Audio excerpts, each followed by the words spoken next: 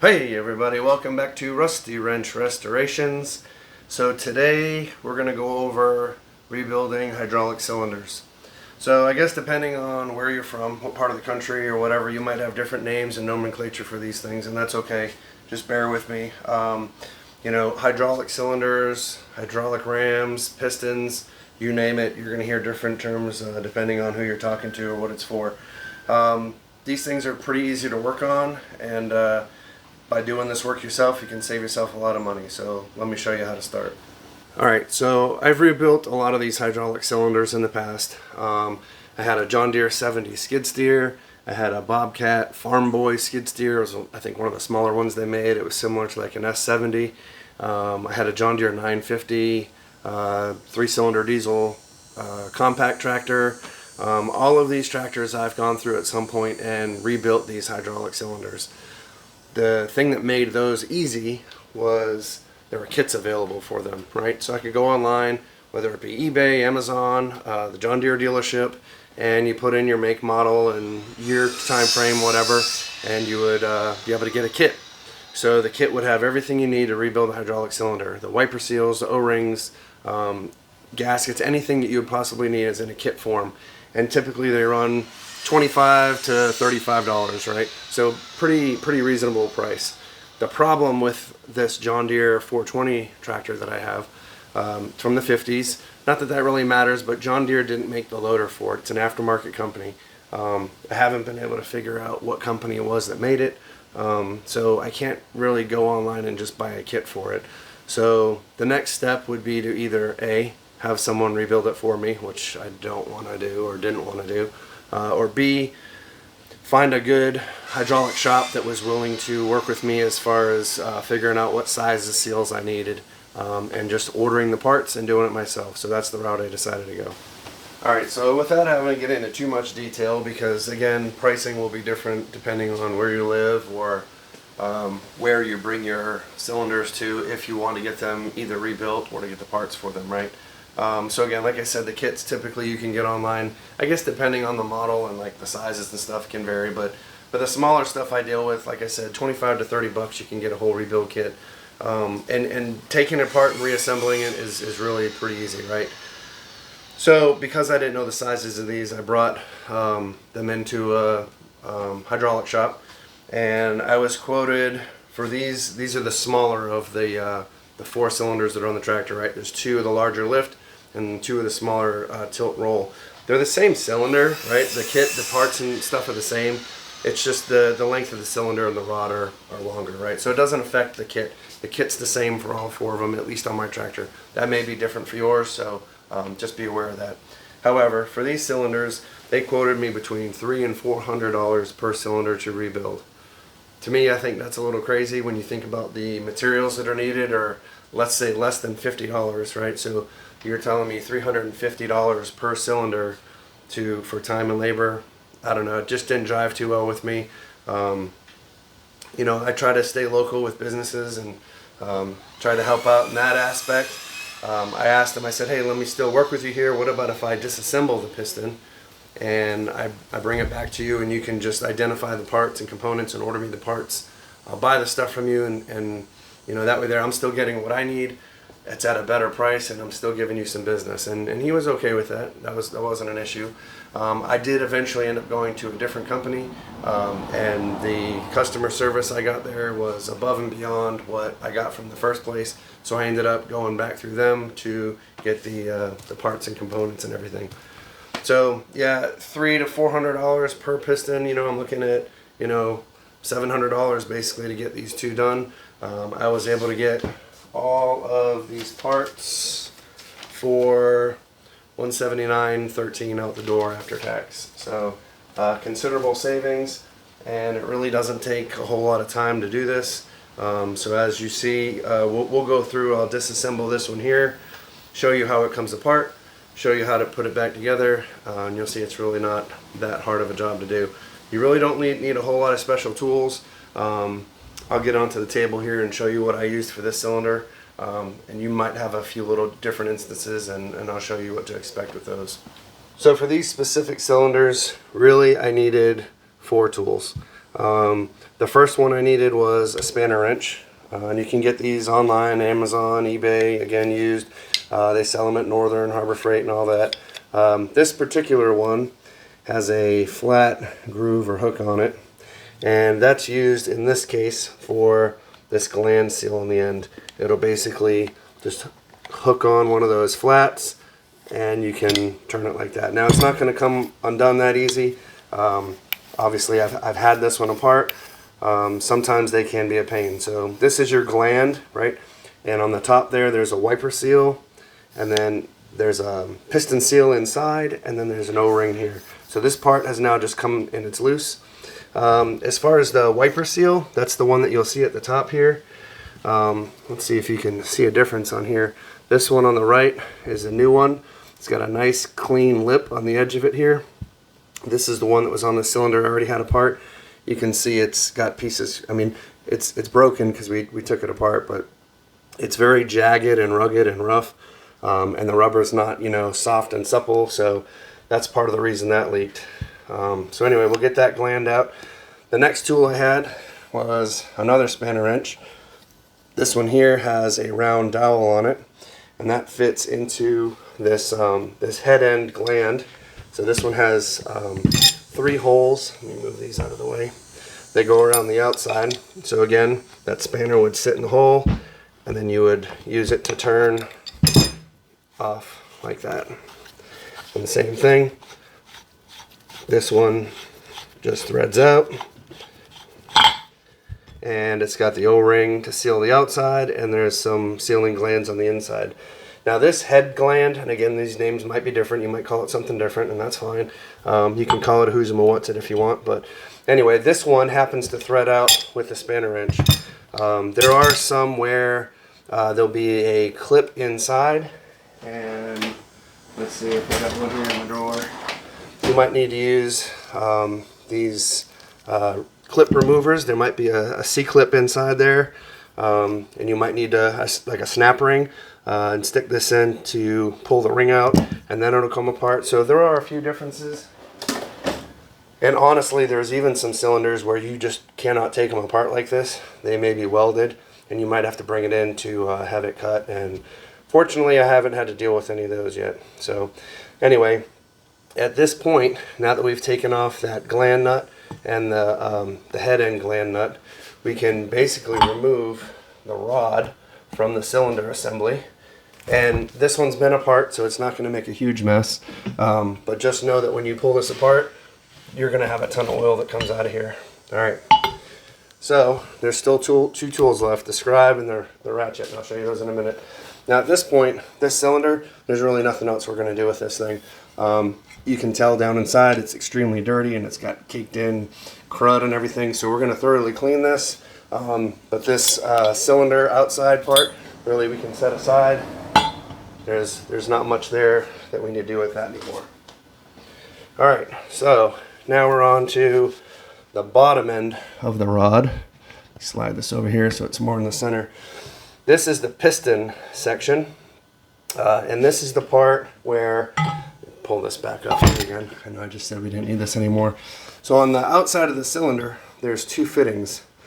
One's to port oil on one side of the cylinder, the head end, and the other fitting is to port oil on the other side of the piston inside the cylinder on the rod end. So these 2 fittings are constantly going to pump. As one's pumping oil in, the other one's pumping oil out, and then vice versa. If we pump oil into this side, it's going to come out on this end. And that happens when we use the joystick at our valve control. So as we're porting oil in and out of these 2 ports, it's sending oil, like I said, to this side or this side, and this piston is what's in the middle of that. And that's what's going to cause this whole piston or rod assembly to move inside the cylinder. So it's just a matter of porting hydraulic fluid and building pressure on this side, relieving it on this side to push it out. And then when we want to retract the rod to pull it back in, we're going to have oil ported to the rod end side of this piston, and it's going to discharge from the head end out. So now that we have that part done, I have my breaker bar here with a 12 point, It just happens to be what is on the end of this rod. This one happens to be a bolt that's in there. Most of the other ones I've done in the past were nuts on the end. And again, I've already taken this apart, so this is going to come apart extremely easy. Or it should anyway. There we go. But I'm going to let you know right now, the other cylinder, when I took this apart, I broke 2 1/2-inch drive ratchets trying to get this bolt apart. So just know that this stuff doesn't come apart this easy. This is, again, just for the video. I want to try to make it so it's easy to understand, right? Alright, so now as I pull this apart, my rod end is free here. There's an O-ring at the end. You can see it's in terrible shape. It's all crushed and distorted and pieces hanging off. This bolt can come out. It's a fine threaded bolt. And this is my piston assembly. It's made up of a couple of different pieces. These are aluminum here, and then some gland seals. There's O-rings. There's a middle section, and then the top is basically a mirror image of that. All right, so that's your piston assembly. I always like to try to keep everything in the same orientation as I'm pulling it apart, so it doesn't get swapped around. This one particularly, I don't think matters for this, but we do always want to keep it in that position. And then the fourth tool I have is a scribe, and you'll see that a little later on for other components, but basically if I needed to get in here to get an O-ring out, I could use the scribe to get the O-rings out. Just know that once you use the scribe on the O-ring, most likely you're not going to be able to use that O-ring again, and you're rebuilding this thing anyway, so you might as well use all new parts. Alright, the other tip I have is before you start disassembling these cylinders, in the event you're using your spanner wrench to loosen either the gland nut or this head end gland, you're going to be fighting trying to turn that thing, and the cylinder's rocking around and moving like this. I would just take the head end where it bolts onto your tractor or pins on and put it on the tractor and put the pin through. That's going to hold this outside cylinder assembly in place while giving you the ability to use your spanner wrenches to get good torque to unscrew those. That'll help to get this part apart. Now, once you have that apart, and let's say you have your rod here, and you were trying to get, here's that bolt that I was telling you about that was really hard to get off. You're trying to loosen that. Now you can take this end, which in my case goes on my bucket on my tractor, install that in the bucket, and put the pin through, and again it gives you the leverage for the breaker bar to loosen up that bolt. Alright, so now everything's disassembled. I'm a little OCD and I like to keep things in their place, right? So basically everything on this side of the table is for this cylinder, and everything down here at the bottom towards me is for the other one, alright? So we've got our cylinder, the case, I guess, if you will. We've got the rod, the bolt that goes at the bottom. There's a spring down there also. Here's my piston assembly. This one's disassembled. The O-rings and whatnot are out of it. So this is here. This is the old piston assembly. We just got to clean this. Here's the gland assembly. This has got a new O-ring on there. The guy at the store already put one on. I'm going to pull it off and clean this really good though, and get this inside part cleaned out. Let me go back. These are the old seals for the piston part, and then there's 2 O-rings. All right, the bigger one goes in the middle of these 2 sections, and the smaller one goes on the top where the rod came in, just like this one that we saw that was all kind of messed up. So I like to disassemble this stuff and keep these parts in their general area. It makes reassembly so much easier because, let's face it, I forget a lot of things, right? So for this gland section, here we've got the old O-ring that was under here. This is the new one, like I said. And then you have all your gland seals, and then the ring that goes on top.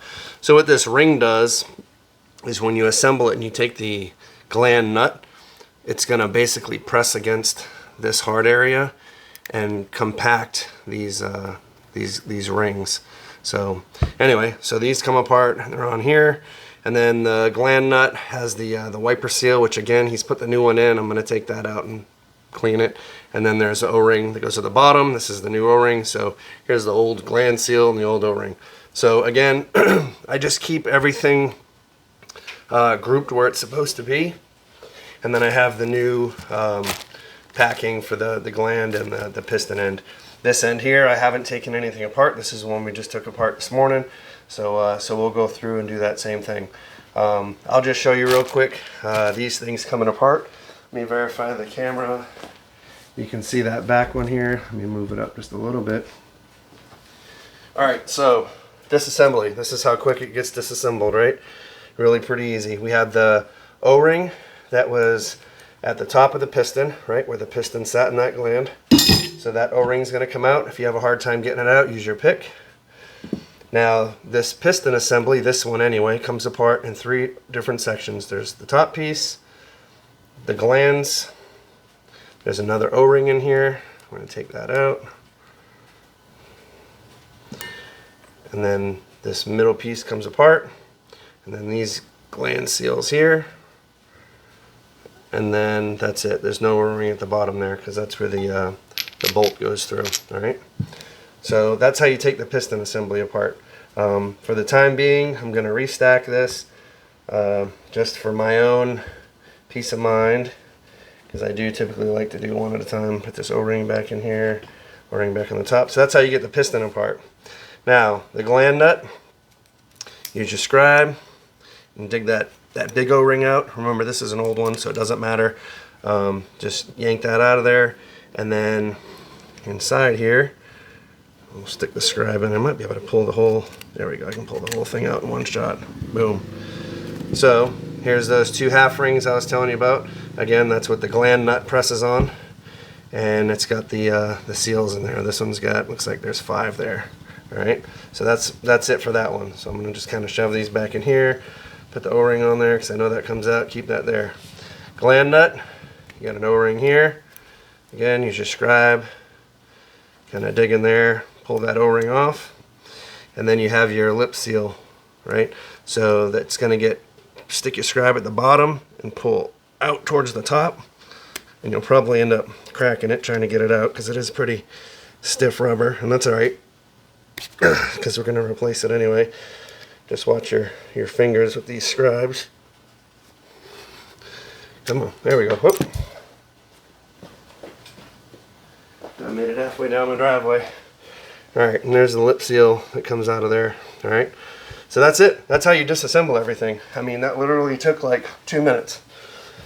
So what I'm going to do right now is I'm going to take all the metal components, right, the brass for the gland nut, this gland nut top head seal, and the piston pieces, and I'm going to clean everything. You can use 70 or 91% isopropyl alcohol, some brake cleaner, whatever you want. It doesn't matter.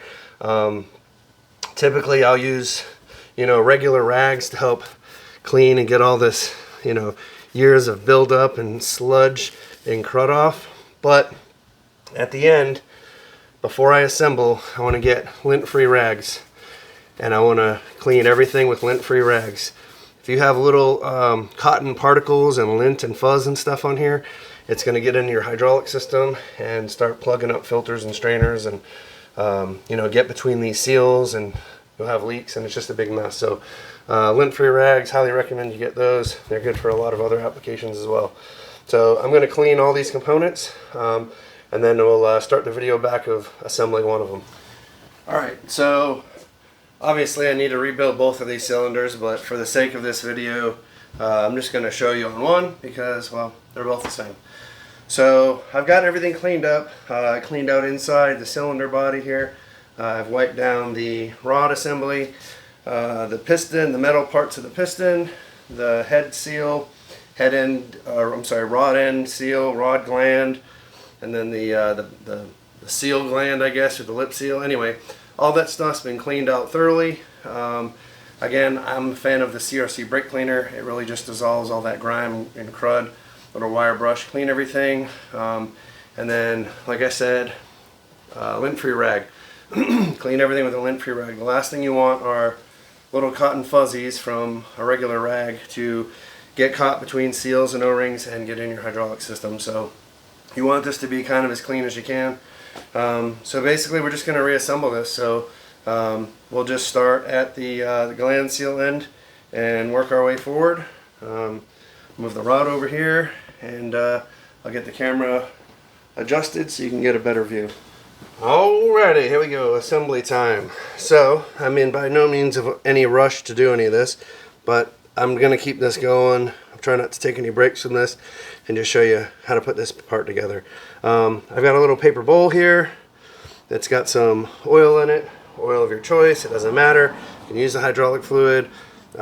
This tractor by no means is picky what it uses as a hydraulic medium, so I think I got some 1540 in here. Anyway, this is where things can get a little messy, and that's okay. Got my drop cloth under here. Things are going to get oily. Like I said, we're going to start at the top with the gland nut, and we're just going to stack this rod as we go down to the piston and then get it ready to put into the cylinder. So again, thoroughly cleaned and dried, lint-free rag. I've got the gland nut here. I'm going to take my... Oop, got an O-ring in there. Wrong spot. All right. This lip seal is going to go inside the oil. All right. And then that is going to get pushed down inside of the gland nut here. So we'll kind of feed that in. They make tools for this to make it a little easier, but we're going to roll with it like this. It'll be just fine. Alright, so now my lip seal is inside the gland there. And then I've got an O-ring, lubrication, put it on. Get some oil for inside that gland nut, and I'm going to put a little on this rod here just so that it's lubricated. Safe for kids, I promise. Alright, so lip seal, O-ring for my gland nut. Going to carefully install that onto the rod, slide it down towards the end. Alright, section number 2, we got the gland nut here, right? So this one here has the packing. It's going to go down inside. Again, I've thoroughly cleaned everything. Liberally apply some lubrication here. And basically, this stack is going to get pushed down inside. I used to have these 2 half rings as the hard ring to take the dampening of this gland nut. Is now a solid ring at the top here. So we're going to, again, lubricate everything. Get in between all of them. This is what makes the seal between the rod and the this head end up here. And you can put them in individually if you want, right? Stack them, just don't get them mixed up because they do go in a certain order.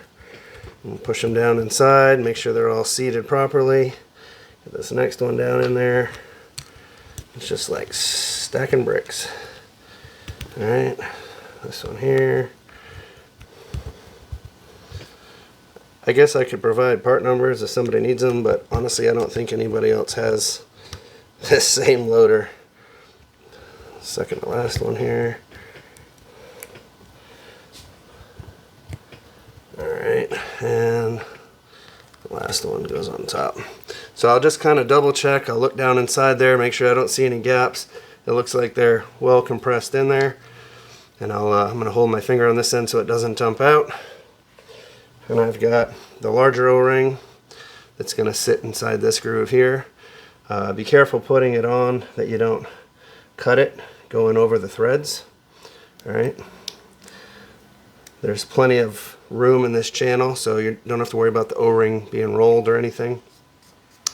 And that's pretty much it. Now we're going to slide this end on.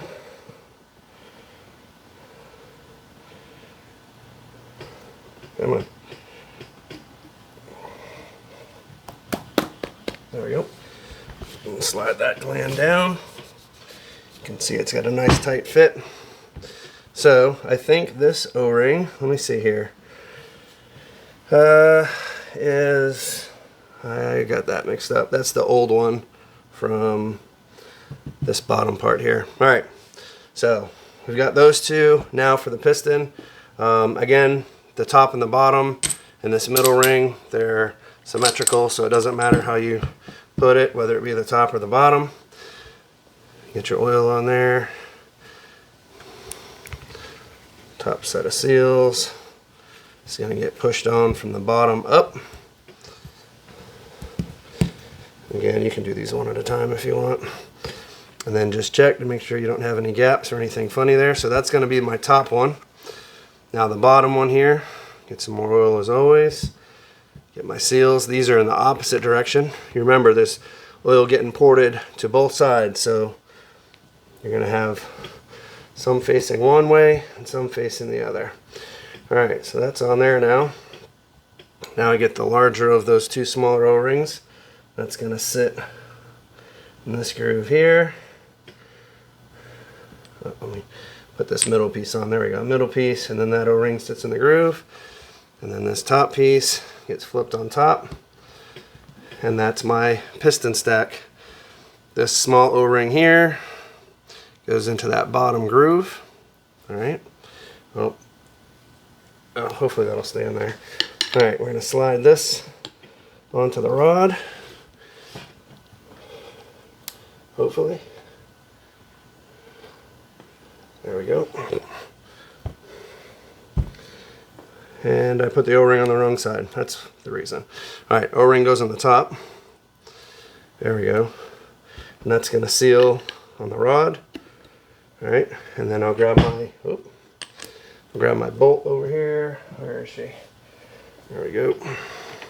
And there's a spring inside of this this rod. Can't really see it. I didn't take it out, but alright, so we'll thread the bolt in. Again, this is the first rod that I've taken apart that had a bolt.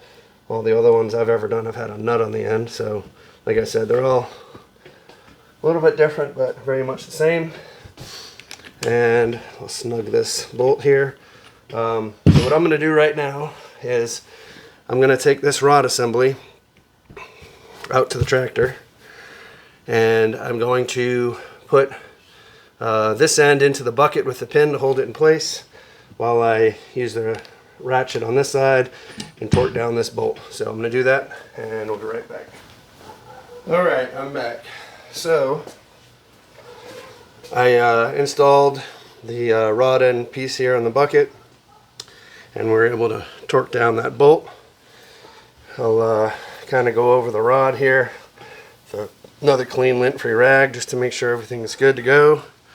And I'm probably going to stack these back underneath just so that I don't get it dirty again. Laying it on this rag here, got some fuzz. Alright, so I'm going to grab some more oil and I'm going to thoroughly lubricate this piston assembly end down here. And we'll run some more down the sleeve here. Alright, now I've got the cylinder assembly here. Get some more oil here inside. And we're going to carefully insert the rod into the cylinder. Being careful of all these seals. And watch your fingers. Alright, I'm going to put this down on the ground here, get a little leverage for myself here. Alright, come on. It takes it quite a bit to get in there. Might get a rubber mallet here. Let's see.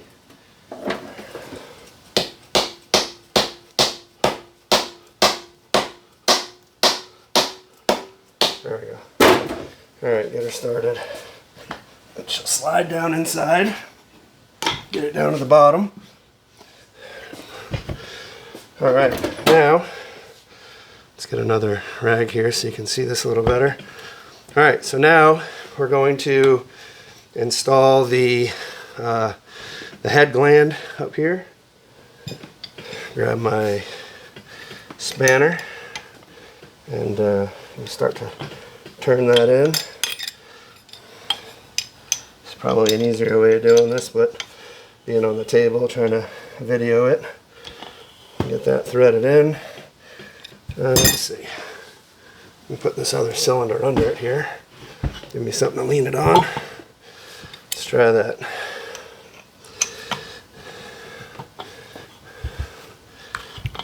Whoop. Making a mess. I don't think the threads have quite caught yet. There we go. Now it's in. was going to say, it seems I'm threading here and it doesn't seem to be going in.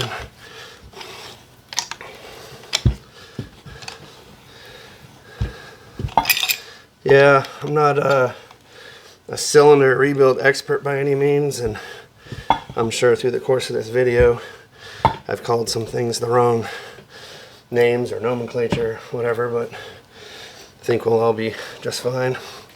Alright, now once that's in there, we don't want to go super crazy. Remember, it's just an O-ring in there, so get you a nice spot, just snug it up. I think that's going to be fine just like that.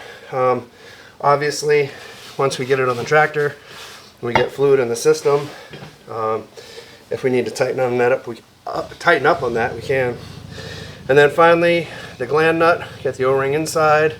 That's going to go in and compress that smaller packing inside this gland, and then it's got the lip seal or wiper on the outside. So I'll go ahead and stick that in. We'll tighten that up. Now this gland here is more of your, I guess you could say the maintenance gland, right? So there may be times when this could start leaking. You just want to tighten this up. Alright, so I had to pull this back apart again. So the problem I was having was the gland nut wasn't fully getting into this other gland area and starting the threads.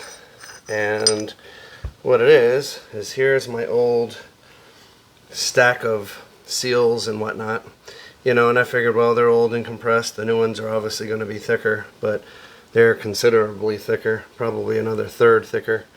I don't know if the camera's going to pick that up or not, but anyway, I figured that it would compress enough and be alright, but apparently not. So what I'm going to have to do is remove some of this stuff here. I'll probably take a section out, right? There's a white and a black, and this will give me probably, let's see, yeah, it's about the right thickness there. It's a little bit thicker than what was in there, so we should be good. You know, the company did the best they could to match up these seals, and you know, size wise they fit, just not the thickness. So we'll take one of each of these out and hopefully that'll work. Let's go ahead and reassemble this again and see where we're at. I'll get back to the point where we're going to thread the gland nut in. Alright, got that back together. I ended up taking out one of the white like nylon seals and one of the black rubber type seals. So yeah, I was able to put it back together, and this gland nut I'll put in hand tight, and then just put a little snug on there.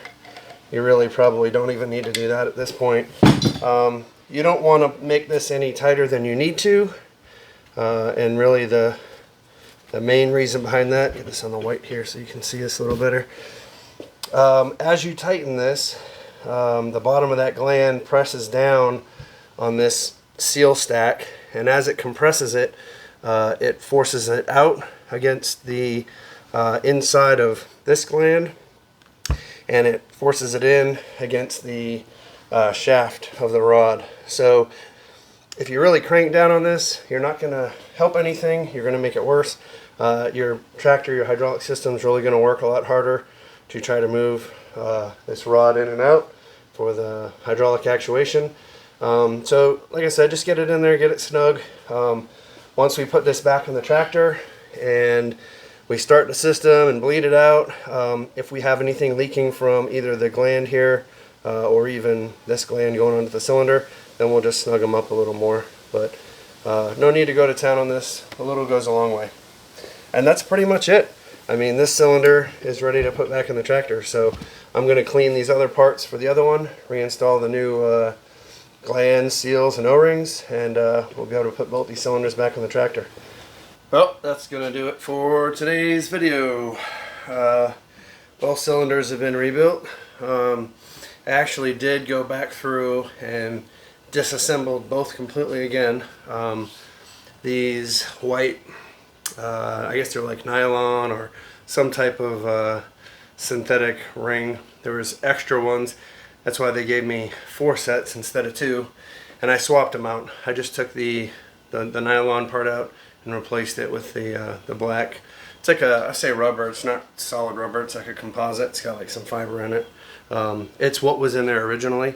So for an example, on the piston end inside here, there were 4 on each side, and there wasn't enough in each kit to do that. So they gave me, I was wondering why they gave me 2 extra of those, and it was so that I could put it back to the way it was. So I'm sure these would have worked just fine. This is kind of like the newer way of doing things, but I didn't want to risk it. I don't want to fill this system back up and have this all back in and take it apart again. So I did it now while it was out. So I took out all those and got it back to the way it was when I took it apart.